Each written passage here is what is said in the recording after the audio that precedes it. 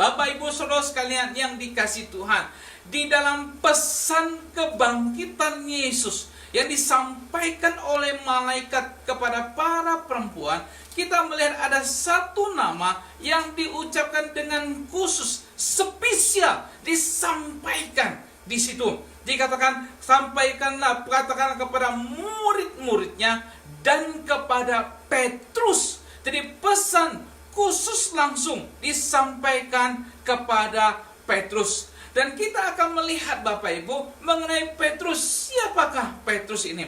Petrus ada seorang lahir di daerah Galilea di Betsaida, dan ayahnya bernama Yohanes atau Yunus, dan dia adalah saudara daripada Andreas. Andreas inilah yang membawa Petrus berjumpa dengan Yesus. Dan ketika Yesus melihat Petrus, maka Yesus memanggil Petrus dan berkata, "Mari ikutlah aku dan kamu akan kujadikan penjala manusia."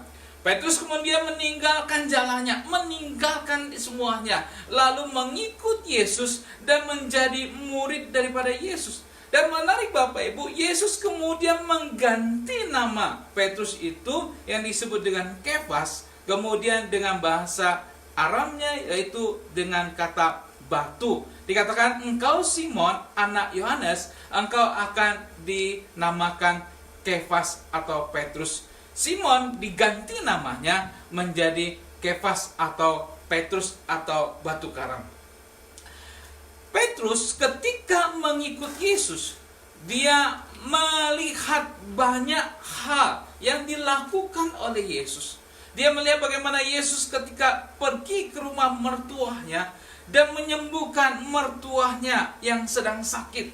Dan begitu luar biasanya penyembuhan itu, sehingga masyarakat di sekeliling kemudian datang. Dan rumah mertua Petrus ini pun dibuka dan banyak orang disembuhkan penyakitnya. Bahkan bukan itu saja, Petrus ketika bersama dengan Yakobus dan Yohanes ketika ada di gunung menyaksikan bagaimana Yesus kemudian dimuliakan atau transfiguration atau berubah bersama dengan Elia dan Musa. Dan Petrus melihat begitu pemandangan yang hebat. Dan Petrus adalah satu-satunya orang yang pernah berjalan di atas air selain Yesus. Ketika Yesus berjalan di atas air, Petrus berkata, "Jika engkau Tuhan, izinkanlah aku untuk berjalan di atas air." Dan kemudian Yesus meminta Petrus datang mendekati dia. Dan Petrus berjalan di atas air. Dan kita lihat Bapak dan Saudara sekalian, Petrus adalah seorang pribadi yang mengatakan, "Engkau adalah Mesias, anak Allah yang hidup." Ketika Yesus bertanya, "Menurut kalian siapakah aku?" Ada yang berkata Elia, ada yang berkata Yohanes, ada yang berkata Nabi yang muncul. Bapak Ibu dan Saudara sekalian, Petrus berkata, "Engkau adalah Mesias, anak Allah yang hidup." Maka ketika melihat pengakuan iman ini, Yesus berkata, "Di atas batu karang ini, di atas pengakuan ini akan kudirikan gerejaku." Petrus ada pribadi yang 3,5 tahun mengikut Yesus, menyaksikan begitu banyak mujizat yang dilakukan oleh Yesus pada waktu itu. Dan ketika Yesus akan mati di atas kayu salib, meninggal di Yerusalem, Yesus memberitahukan kepada Petrus bahwa dia akan menyangkal dia 3 kali. Dalam catatan Matius 26 ayat 33-35 dikatakan, Petrus menjawab Yesus, "Biarpun mereka semua tergoncang imannya." Maksudnya siapapun, murid-murid yang lain, kau tergoncang imannya karena engkau, aku sekali-sekali tidak. Yesus berkata kepadanya, "Aku berkata padamu, sesungguhnya malam ini sebelum ayam berkokok, engkau telah menyangkal aku 3 kali." Kata Petrus kepadanya, "Sekalipun aku harus mati bersama-sama dengan engkau, aku takkan menyangkal engkau." Semua murid yang lain pun berkata demikian. Petrus dengan begitu yakinnya tidak mungkin akan menyangkal Yesus, tidak mungkin akan meninggalkan Yesus, tidak mungkin. Bahkan dia mempertaruhkan nyawanya. Maka dikatakan di dalam Matius 26 ayat 74-75, "Maka mulailah Petrus mengutuk dan bersumpah, 'Aku tidak mengenal orang itu.' Dan saat itu berkokoklah ayam. Maka teringatlah Petrus akan apa yang dikatakan Yesus kepadanya, 'Sebelum ayam berkokok, engkau telah menyangkal aku 3 kali. Lalu ia pergi keluar dan menangis dengan sedihnya. Apa yang dikatakan oleh Yesus mengenai Petrus akan menyangkal dia 3 kali, ternyata terbukti.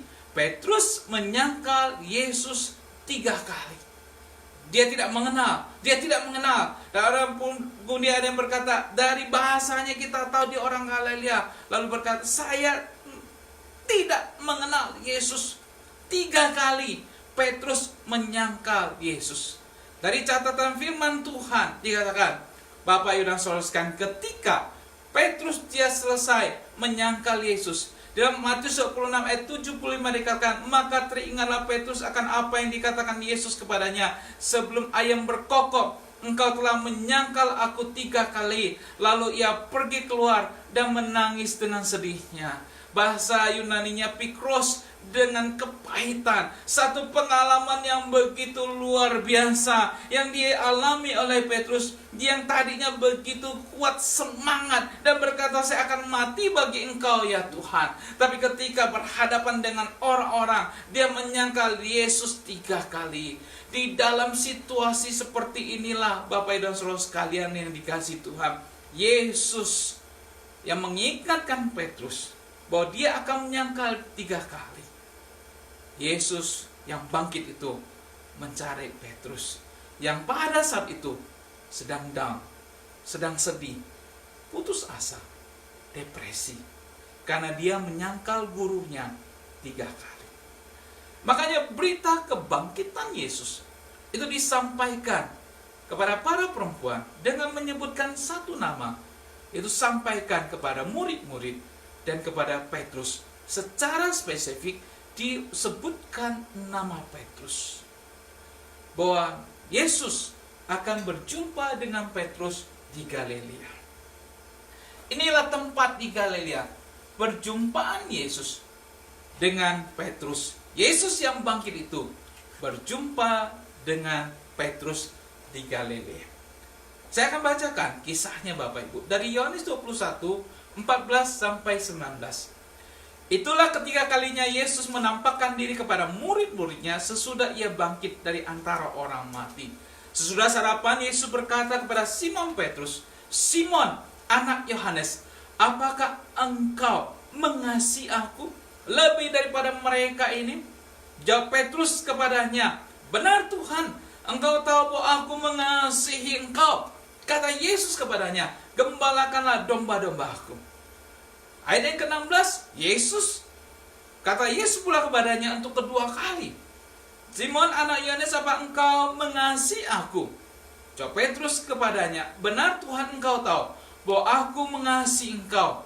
Kata Yesus kepadanya, gembalakanlah domba-dombaku. Ayat yang ke-17, kata Yesus kepadanya untuk yang ketiga kali, Simon anak Yohanes, apakah engkau mengasihi aku? Maka sedih hati Petrus karena Yesus berkata untuk ketiga kalinya, apakah engkau mengasihi aku? Dan ia berkata kepadanya, Tuhan, engkau tahu segala sesuatu. Engkau tahu bahwa aku mengasihi engkau. Kata Yesus kepadanya, gembalakanlah domba-dombaku. Aku berkata kepadamu, sesungguhnya ketika engkau masih muda, engkau mengikat pinggangmu sendiri dan engkau berjalan kemana saja kau kehendaki. Tetapi jika engkau sudah menjadi tua, engkau akan mengulurkan tanganmu dan orang lain akan mengikat engkau dan membawa engkau ke tempat yang tak kau kehendaki. Dan hal itu dikatakan oleh Yesus untuk menyatakan bagaimana Petrus akan mati dan memuliakan Allah. Sesudah mengatakan demikian, ia berkata pada Petrus, ikutlah aku. Perkataan yang kedua kali yang diucapkan oleh Yesus, ikutlah aku, kepada Petrus. Yesus menampakkan diri di Danau Galilea ketika para murid mereka kembali ke Galilea sesuai dengan pesan malaikat. Kamu akan berjumpa dengan dia di Galilea. Waktu itu ada Simon Petrus, ada Thomas yang disebut dengan Didimus, ada Nathanael dan 2 anak-anak Zebedius, Yakobus dan Yohanes, dan juga 2 murid yang lain yang sedang menjala ikan. Maka ternyata Yesus ada di tepi pantai, Lalu kemudian mengajak mereka untuk bersama-sama dengan sarapan. Disinilah Bapak Ibu dan Saudara sekalian, sesuatu hal yang penting, perjumpaan antara Petrus dengan Yesus yang bangkit. Ada 3 hal yang kita bisa belajar dari peristiwa pertemuan Petrus yang menyangkal Yesus dengan Yesus yang bangkit itu. Yang pertama Bapak Ibu dan Saudara sekalian, Yesus memberikan pengampunan kepada Petrus. Sekali lagi saya katakan, ketika perjumpaan antara Petrus yang menyangkal Yesus 3 kali dan Yesus yang bangkit itu, maka Yesus memberikan pengampunan kepada Petrus. Sesudah sarapan, Yesus berkata kepada Simon Petrus, "Simon anak Yohanes, apakah engkau mengasihi aku lebih daripada mereka ini? Apakah engkau mengasihi aku lebih daripada mereka ini?"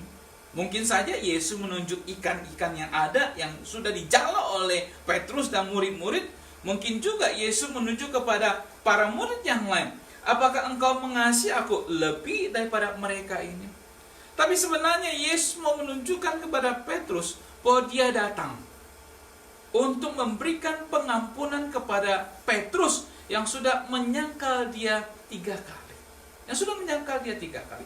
Makanya Yesus bertanya 3 kali kepada Petrus, "Apakah engkau mengasihi aku? Apakah engkau mengasihi aku? Apakah engkau mengasihi aku?"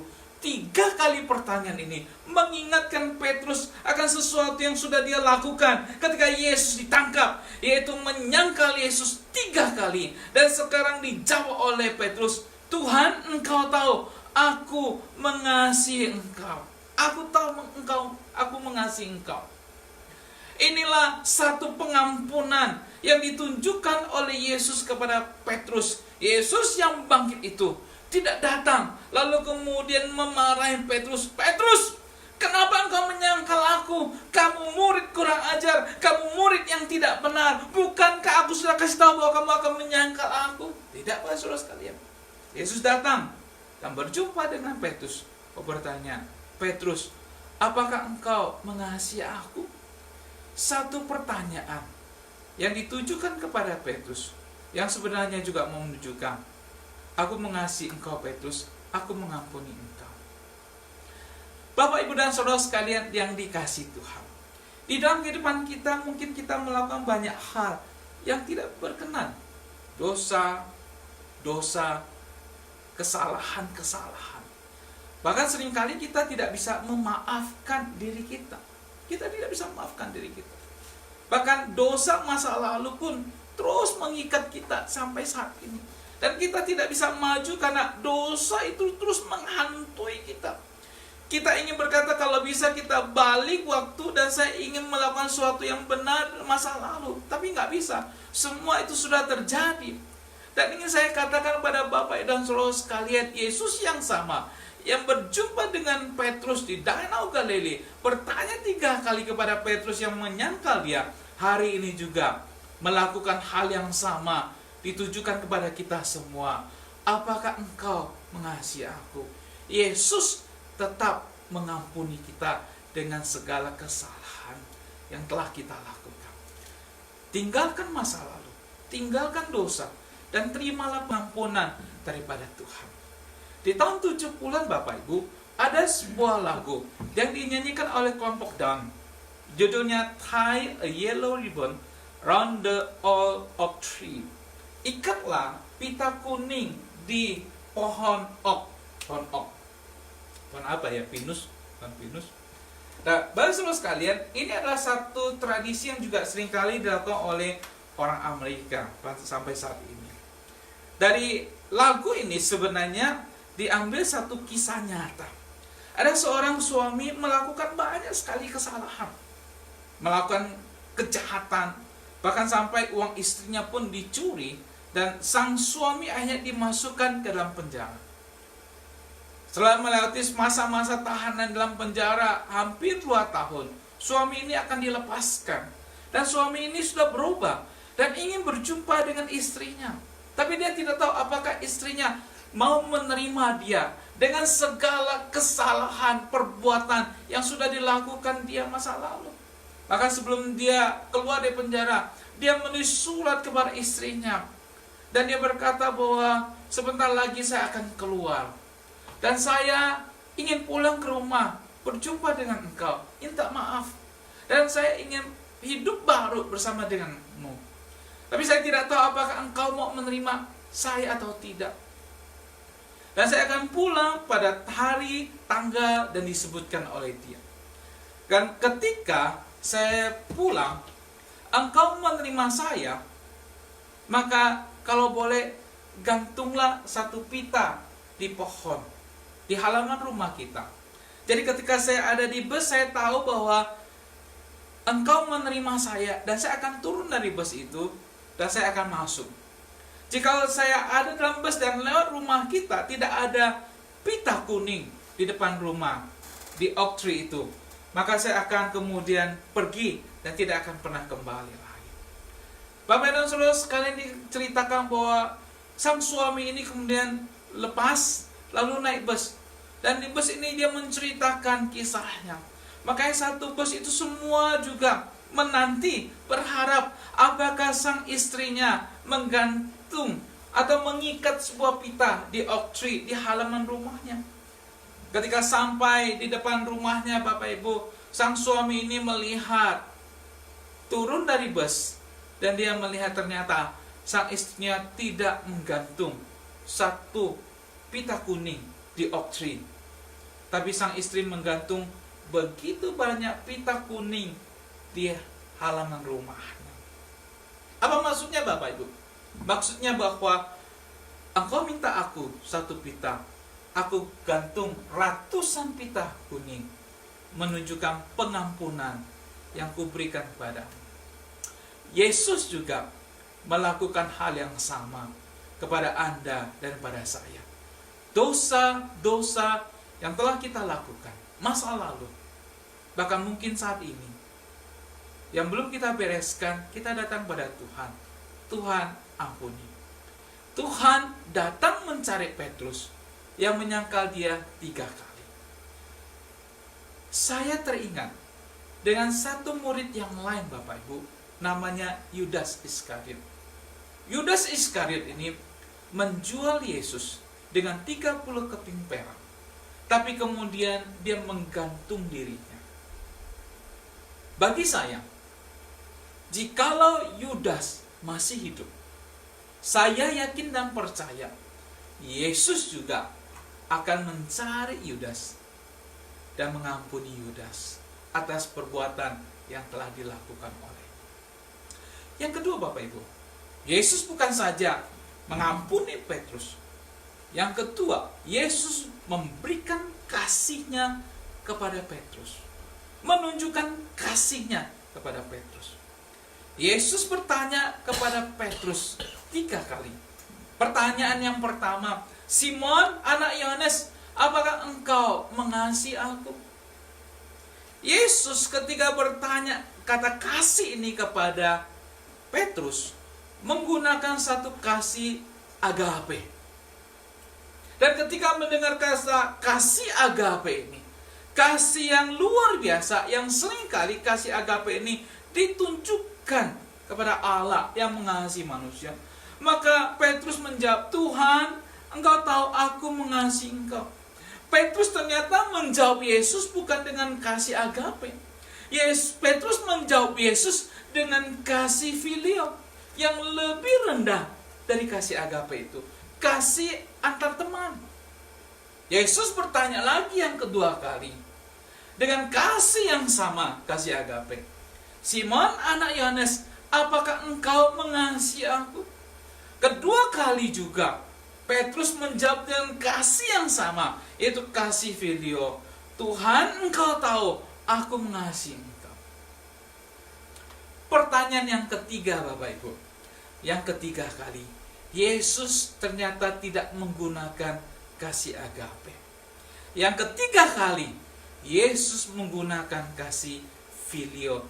Yesus menurunkan dari kasih agape kepada kasih sesama teman.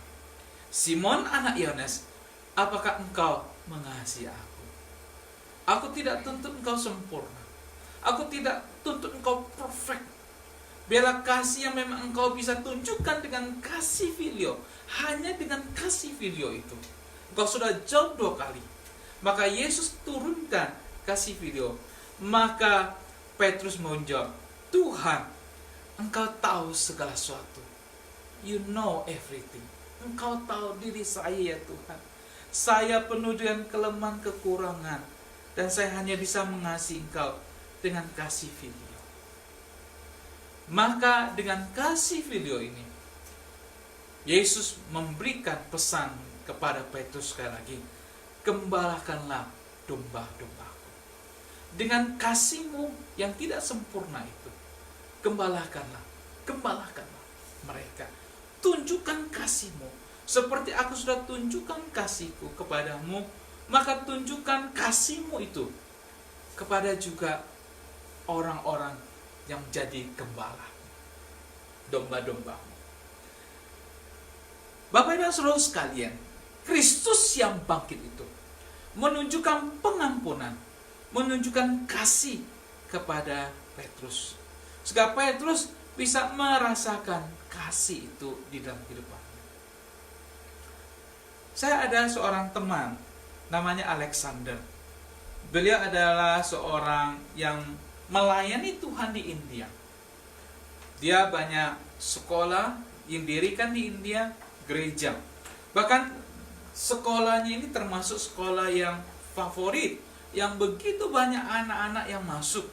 Bahkan anak-anak yang masuk kemudian yang tadinya adalah agama yang bukan Kristen, berubah menjadi Kristen.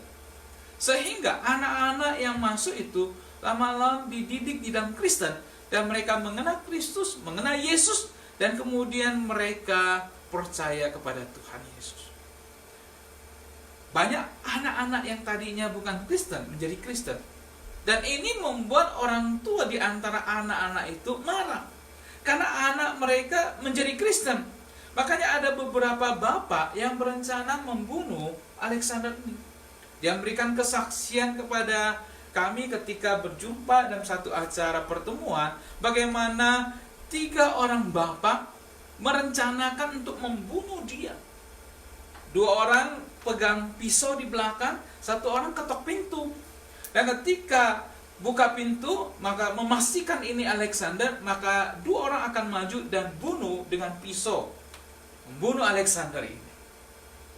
Maka 1 orang maju sesuai dengan rencana, ketok pintu. Ketika dia ketok pintu, Bapak, Ibu, dan saudara sekalian, ternyata tidak tahu apa yang terjadi, tangannya nggak bisa diturunkan. Ya, kaku. Yang di belakang berkata, turunin dong tangannya. Yang di depan berkata, nggak bisa, tangan saya kaku. 2 orang di belakang, temannya itu kaget luar biasa. Karena temannya ketok pintu, langsung tidak bisa bergerak. Dua-duanya langsung lari. Tinggal dia sendiri yang kaku di depan pintu. Ketika pintu dibuka oleh Pak Alexander, dia kaget. Karena ada 1 orang berdiri depan pintunya sambil begini. Pak Alexander tanya, kamu siapa? Ini dia cerita, saya sebenarnya datang dengan 2 orang temannya, mau bunuh Bapak. Tapi saya ketok pintu, kaku. Bapak Ibu dan saudara sekalian, ketika menyaksikan orang yang hendak membunuhnya, kaku di depan pintu, mungkin ada kesempatan bisa balas dendam, dipukul, ditonjok dulu, ditampar gitu ya. Karena ada kesempatan, mumpung lagi kaku badannya. Enggak. Pak Alexander tahu orang ini kaku. Dan kemudian dia berdoa dalam nama Yesus, pulihkan, sembuhkan badan orang ini. Langsung selesai doa, kata mujizat terjadi, tangannya bisa kemudian turun. Dan kemudian dipersilakan masuk. Pak Alexander kasih minum, lalu perkenalkan kasih Yesus kepada Bapak. Mujizat terjadi malam itu, dia bertobat, dia terima Yesus karena dia merasakan kasih seorang namanya Alexander kepada dirinya yang sebenarnya datang hendak membunuhnya. Selesai dia bertobat, dia percaya pada Tuhan, dia kemudian cari teman-temannya yang lain dan membawa dia kepada Kristus. Bapak dan saudara sekalian, hari ini orang yang hendak membunuh Pak Alexander ini menjadi tangan kanannya di India. Biarlah kita bisa menunjukkan kasih yang sudah kita terima dari Kristus kepada orang-orang yang ada di sekitar kita. Yang ketiga dan yang terakhir, Bapak Ibu, Yesus yang bangkit itu bukan saja memberikan pengampunan, memberikan kasih kepada Petrus. Yang ketiga, Yesus yang bangkit itu memberikan makna hidup kepada Petrus. Dikatakan seperti ini, Bapak-Saudara sekali, aku berkata padamu, sesungguhnya ketika engkau masih muda, engkau mengikat pinggangmu sendiri dan engkau berjalan kemana saja kau kendaki. Tapi jika engkau sudah menjadi tua, engkau akan mengulurkan tanganmu, nah orang lain akan mengikat engkau dan membawa engkau ke tempat yang tidak kau kendaki. Dan hal inilah dikatakannya untuk menyatakan bagaimana Petrus akan mati dan memuliakan Allah. Sesudah mengatakan demikian, ia berkata pada Petrus, ikutlah aku. Petrus yang tadinya kembali ke Galilea setelah Yesus disalibkan, mati, lalu bangkit, dia kembali ke Galilea. Apa yang dilakukan oleh Petrus? Dia kembali menjadi nelayan. Dia kembali menangkap ikan. Dia kembali kepada profesinya yang lama, menangkap ikan. Yesus yang bangkit ini, yang sudah menjadi gurunya, hidup bersama-sama dengan Petrus, sekarang mengajak Petrus kembali dengan ajakan yang sama, yang seperti pertama kali diajak pada dia, ikutlah aku. Kamu bukan di sini tugasnya. Kamu bukan ada di sini untuk menjala ikan. Tapi dikatakan, kamu akan bagaimana mati dan memuliakan Allah di dalam kehidupanmu. Inilah yang akan terjadi dalam diri Petrus. Yesus memberikan makna hidup kepada Petrus yang kembali menjadi nelayan, untuk kemudian hidup sebagai seorang yang memuliakan Allah. Memuliakan Allah. Dan di dalam pengalaman pertemuan dengan Yesus inilah merubah kehidupan Petrus.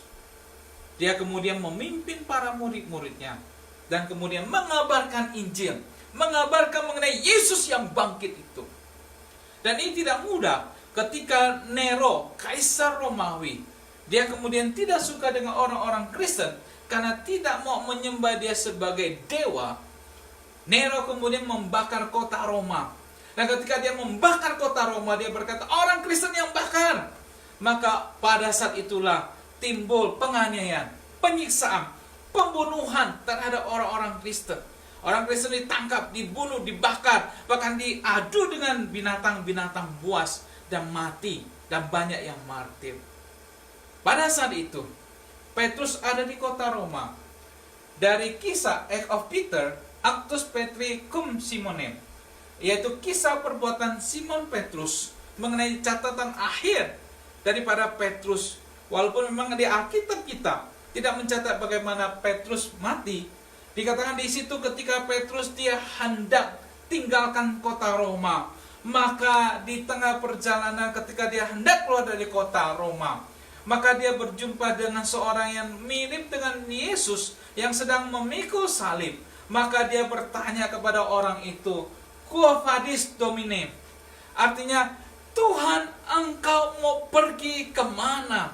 Ketika dia mau tinggalkan penganiayaan, ketika dia mau tinggalkan namanya penderitaan, ketika orang-orang Kristen hendak dibunuh, ditangkap, Petrus hendak lari, maka dia berjumpa dengan Yesus. Lalu dia bertanya, Quo vadis Domini? Satu perkataan yang sangat terkenal, Quo vadis? Tuhan, engkau mau kemana? Maka Tuhan Yesus berkata kepada Petrus, aku akan masuk ke kota Roma dan mati untuk yang kedua kali. Mendengar perkataan ini, Petrus dia tidak jadi tinggalkan kota Roma, dan dia kembali lagi ke kota Roma.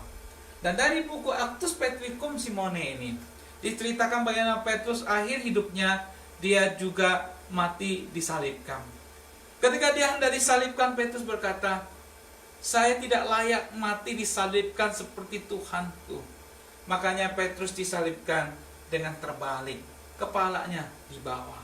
Dia minta, kepala saya di bawah. Saya tidak ingin seperti Tuhan yang mati dengan cara yang mulia itu. Bapak Ibu dan Saudara sekalian, Petrus dia mati untuk Tuhan. Hidupnya memuliakan Tuhan. Minggu lalu saya cerita mengenai kapal Titanic, karena bulan April kapal Titanic itu tenggelam. Dari kisah kapal Titanic banyak yang bisa kita pelajari. Salah satu yaitu tokoh John Harper. John Harper adalah seorang pendeta yang juga berlayar dengan anak putrinya. Mereka hendak pergi ke Chicago dan berkhotbah. Dia hendak berkhotbah. Dia adalah pendeta gereja Baptis. Baik saudara sekalian, Titanic berlayar dari Inggris ke New York tanggal 10 April 1912. Dan 2.224 orang di dalam kapal ini. Dan kapal ini kemudian di Samudra Atlantik Utara tanggal 15 April. Itu menabrak es tanggal 14 April malamnya. Dan kemudian akhirnya setelah sampai pagi, 15 itu pecah dan banyak orang kemudian mati. Tenggelam di Samudra Atlantik Utara yang begitu tinggi. Di dalam keadaan seperti begini, panik Bapak Ibu. Skoci penyelamat itu nggak banyak. Hanya para perempuan, anak-anak, dan orang-orang khusus yang boleh naik skoci ini. Di tengah-tengah kepanikan, memang perempuan disuruh naik. Dan orang-orang juga yang bawa anak dipersilakan naik. John Harper adalah seorang pendeta dan dia bawa anaknya. Maka dia sebenarnya punya hak untuk naik ke skoci itu. Tapi dia tidak mau naik. Dia kemudian gendong anaknya, dia berikan kepada seorang petugas, berkata, tolong jaga anak saya. Kemudian anaknya ditaruh di skoci itu. Dan dia tetap ada di atas kapal itu bersama dengan penumpang. Ketika kapal itu pecah, Bapak Ibu, semua orang jatuh di tengah laut, tengah malam yang dingin dan air yang membeku. Satu demi satu orang meninggal karena kedinginan. Dalam situasi seperti itu, John Harper, dia sebenarnya punya skoci penyelamat. Dia punya pelampung penyelamat. Ketika dia dengan pelampung penyelamatnya itu, dia kemudian berenang. Dia dekatin satu orang demi satu orang. Apa yang ditanya oleh John Harper kepada orang yang pada saat itu ada di laut yang dingin itu? Dia bertanya, apakah kamu ingin selamat? Orang-orang di tengah ketakutan dingin itu, mereka berkata, mau Pak. John Harper kemudian ceritakan, jikalau kamu percaya Yesus, kamu pasti akan selamat, sekalipun kita mati. Maka dia doain satu demi satu. Di tengah kedinginan, di tengah laut yang dingin itu, dia deketin satu demi satu. Sampai akhirnya dia berjumpa dengan seorang anak muda. Dia bertanya hal yang sama, apakah kamu ingin selamat? Anak muda itu berkata, mau Pak. Melihat anak muda ini yang tidak punya pelampung, sang John Harper ini dia buka pelampung penyamannya dan berkata, kamu pakai. Kamu lebih membutuhkan dibandingkan saya. Maka dia kasih pelampung penyelamatnya. Dan dia berdoa untuk anak muda itu terima Yesus. Bapak Ibu dan Saudara sekalian, banyak meninggal. Termasuk juga John Harper yang meninggal. Anak muda ini ternyata diselamatkan. 5 tahun kemudian diadakan pertemuan para korban dan mereka yang selamat daripada kapal Titanic ini. Anak muda ini dia berkata, waktu saya ketakutan hampir mati, ada seorang datang mendekati saya lalu bertanya apakah saya ingin selamat. Bahkan dia berikan skoci penyelamat untuk saya. Dan akhirnya di saat itu saya percaya Yesus. Saya percaya Yesus. Bapak Ibu dan Saudara sekalian dikasihi Tuhan, John Harper dalam masa hidupnya dia membawa banyak orang yang di tengah-tengah ketakutan percaya kepada Tuhan. Saat ini mungkin kita sedang ada di rumah, kita juga takut mendengar ada orang yang kena corona, takut kita juga kena corona. Tapi biarlah itu tidak menutup jalan untuk kita berbuat sesuatu bagi orang-orang di sekitar kita, supaya mereka boleh merasakan kasih Tuhan pada saat ini, supaya mereka boleh mengenal Yesus pada saat ini. Kita ada di dunia yang sama, penuh dengan ketakutan, tapi biarlah kita boleh menunjukkan Kristus dan memperkenalkan Kristus. Bahkan kita bertanya pada orang-orang yang ada di sekitar kita, apakah mereka ingin selamat, dengan menunjukkan perbuatan yang bisa kita lakukan. Mungkin membantu dengan sembako, memberikan perhatian, menelpon, membimbing orang-orang yang sedang dalam keadaan stres, dan membantu mereka untuk kenal Tuhan.